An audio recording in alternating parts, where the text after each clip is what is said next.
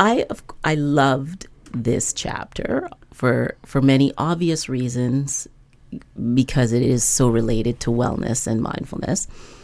But there was another reason, and I felt like it was speaking directly to me.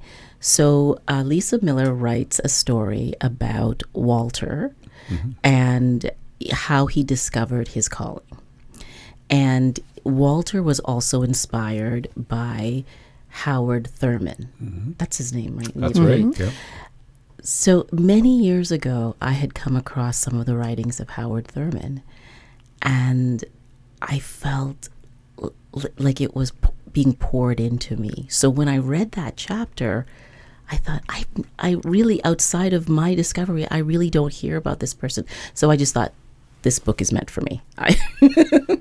What did you feel or think when you read about that example of Walter finding his purpose? You just highlighted spectacularly what Lisa Miller talks about in terms of synchronicity.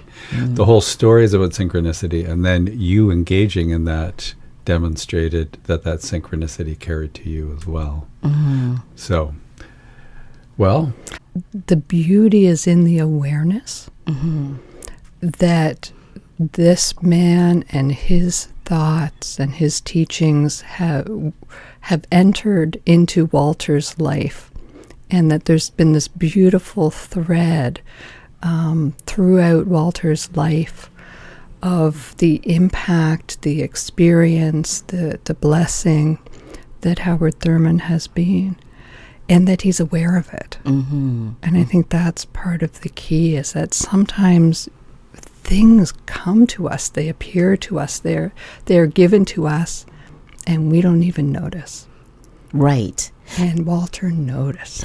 Well, it's also about learning to pay attention to these events that happen that are not, they're not obvious, like to the obvious, like to the eye, but they are more sensation based. Like, I feel this to be true. And that's actually a huge part of that story, is that when Walter engages with Howard, and he's asking Howard's input as to what should I do with my life, what am I called to do, and Howard teaches him how to be a listener, to be open, to be aware, right? He didn't understand how to do that before Howard introduced that to him. And so he tells him, I love how he describes it. He says, you're like a little boy in front of the Christmas tree with all these gifts, and you don't know which one to open first. And all he says to Walter is, just be still, be quiet, and let God speak to you. And whatever voice you hear inside, that will give you that guidance, that direction as to what you're called to do. And throughout his life, he was then open to listening.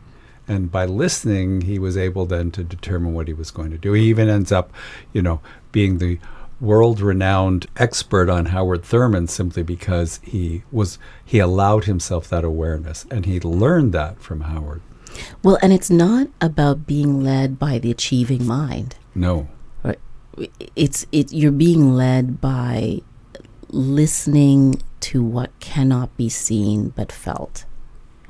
That's right. Being open to that still small voice within, and knowing when it is the voice of the Spirit, the voice of the divine, instead of our own voice, because we do talk to ourselves an awful lot. True.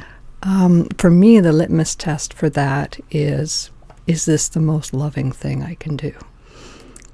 Oh. And if it is, then I think that's God. Oh, can you just break that down a little bit? So is this the most loving thing, or is this the most loving response, or is this the most loving way to approach this person? Is that what you mean? Yes.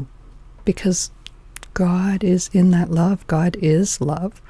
So I know that when what I'm hearing is just pure love, that it is the kindest, most generous, sweetest, most loving thing that I could be doing, then I know that's the voice of the divine. Do you think that we have to train that into each other, into our society, or do you think that some of us are born knowing that? Because how do you come to understand and listen? Like, what do you know? Like, how do you know what to pay attention to? So I do think that we are born with the ability to be open and aware. I think children are often very much more open and aware than adults are. We learn to put the blinkers on and close ourselves to what we want to achieve, to meeting our goals. And I sometimes wonder if that's what Jesus was talking about when he said that we should become like little children, that we should become more open and able to engage with life when life reaches out to us. Even in the darkest moments, in the hardest moments. Absolutely, yes. But I think, as Sue-Ann said, I think we're born with the capacity. But I do think how we are nurtured and these what our environment is as we age and we develop determines whether we continue with that openness or whether we close that. So when we were talking about Walter, for instance, his initial assumption was that he was going to be a lawyer. His achieving brain was telling him that was what he was called to do. And it was only by being encouraged to be open and shown how to do that again that he then makes the decision that he should follow a different path.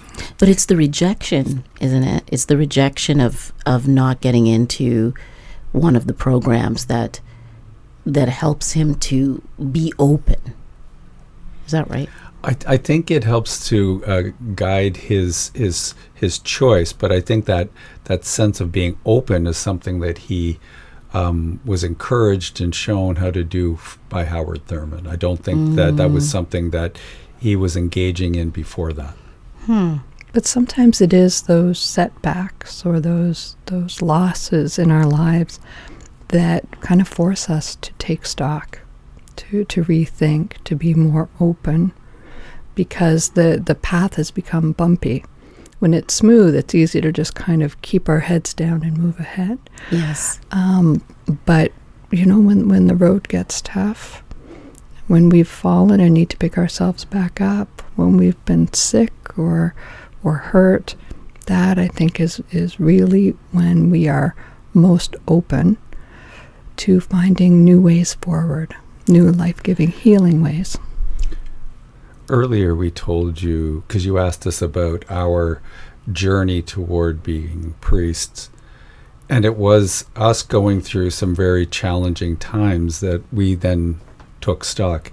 And it wasn't that we decided to do something that we had never thought of before. We had just assumed that that's not what we could do or should do, that we were supposed to be doing the things we were doing, only doing more and doing better and so on. And it was only when we took that stock and said, wait a second, what do we really feel called to do? And that was when that awakened awareness led us down a completely different path.